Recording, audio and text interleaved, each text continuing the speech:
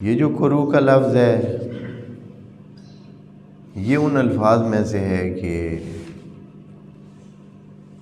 ابتدا والے جو مفسرین تھے انہوں نے اس کا معنی چونکہ لازم والا معنی سمجھتا تھا، جو مصداقی معنی ہوتا ہے۔ مصداقی معنی یا لازم معنی یہ ہے کہ ایک مصداق کی صورت میں انہوں نے ایک چیز دیکھی، وہی اس کا معنی کر دیا۔ مثال کے طور پر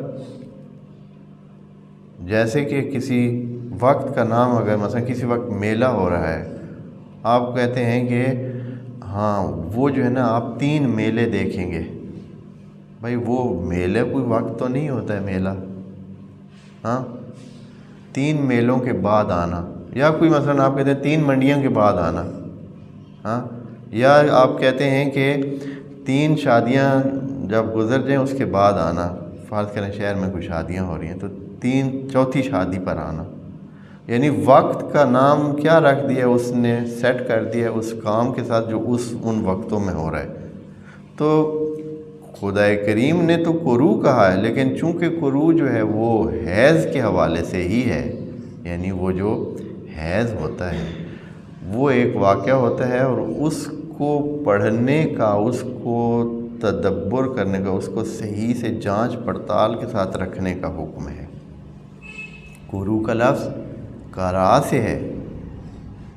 قرأ کا مطلب بھی تلاوت نہیں ہے، قرأ کا مطلب ہے، قرأ یعنی تدبر کرنا، قرأ یعنی بہت دھیان سے ایک چیز کو پڑھنا اور سمجھنا۔ وَقُرْآنَ الْفَجْرِ كَانَ مَشْهُودًا، یہ جو قرآن کی آیت ہے وَقُرْآنَ الْفَجْرِ، وہ قرآن یہ ہے، یعنی تدبر والا قرآن۔ آپ صبح کے ٹائم میں بیٹھ کر کیا کریں، تدبر کریں، قرآن کو پڑھیں اور اس میں سوچیں، یہ نہیں کہ آپ تلاوت صرف کریں جیسے کہ ابھی رائج ہے۔ وَإِلَّا یہ معنی ہوتا تو وہ تو نبی کا کہنا تو ٹھیک نہ بنتا، آخر میں جو کہا کہ رب ان قومی اتخذوا ھذا القرآن قرآن مہجورا، قرآن کو مہجور لیا ہے۔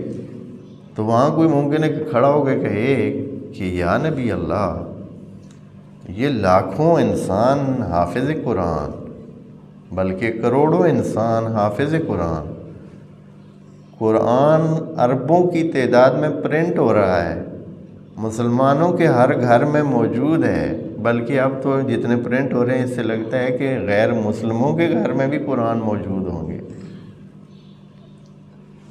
ہماری تو مساجد میں قرآن کی جگہ ہی نہیں ہے، گھروں میں بھی قرآنوں کی جگہ ہی نہیں ہے، بار بار قرآن ہدیہ ان کو ملتا ہے، آخر میں کہتے ہیں بھائی اب تو 5-6 ہو گئے ہیں، کیا کریں، جائیں مسجد میں رکھ کے آتے ہیں۔ اتنے قرآن ہم رکھ کے کیا کریں گے؟ مسجدوں میں قرآنوں کی جگہ نہیں ہے، پھر نبی آخر میں کیوں کہہ رہے ہیں کہ قرآن کو جو ہے مہجور قرار دیا ہے؟ اس کی وجہ یہ ہے کہ یعنی جو قرآن پہ توجہ کرنی چاہیے تھی، اس کو سمجھنا چاہیے تھا، پھر اپنی زندگی میں ڈھالنا چاہیے تھا، وہ کام انہوں نے نہیں کیا، اور اس بارے میں واقعاً ٹھیک بات ہے کہ نہیں ہوا ہے اور نہیں ہو رہا ہے۔ قرأ سے ہے قرو، مطلب یہ تھا کہ خواتین جب اس قسم کے مسائل میں، ماہانہ مسائل 4 ہفتے کے بعد ان کو یہ پیش آتے ہیں تو ان کو اس بارے میں قرأت رکھنی ہوتی ہے، یعنی صحیح سے حساب کی جانچ پڑتال رکھنی ہوتی ہے کہ کب شروع ہوتا ہے کب ختم ہوتا ہے۔ یہ ایک قسم کا مطالعہ ہے، ایک قسم کی اسٹڈی ہے،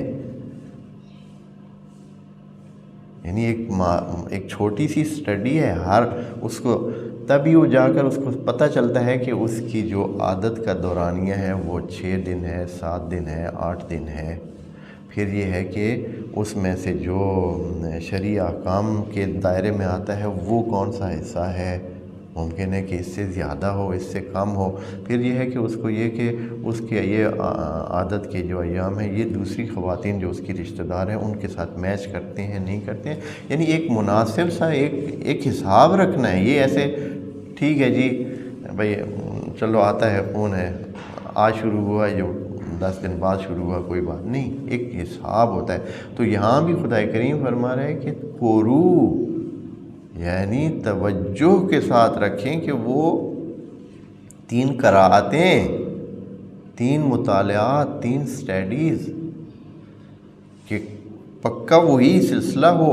ایسے نہ ہو کہ بعض اوقات رحم سے ویسے بھی خون آ سکتا ہے تو آپ کہیں کہ بھائی یہ نہیں، قرو ہونا چاہیے یعنی صحیح سے مطالعہ. تو اس وجہ سے 3 قرو رکھے گئے ہیں کہ خواتین 3 قرو جو ہے وہ رکھیں یعنی 3 قراءتیں رکھیں.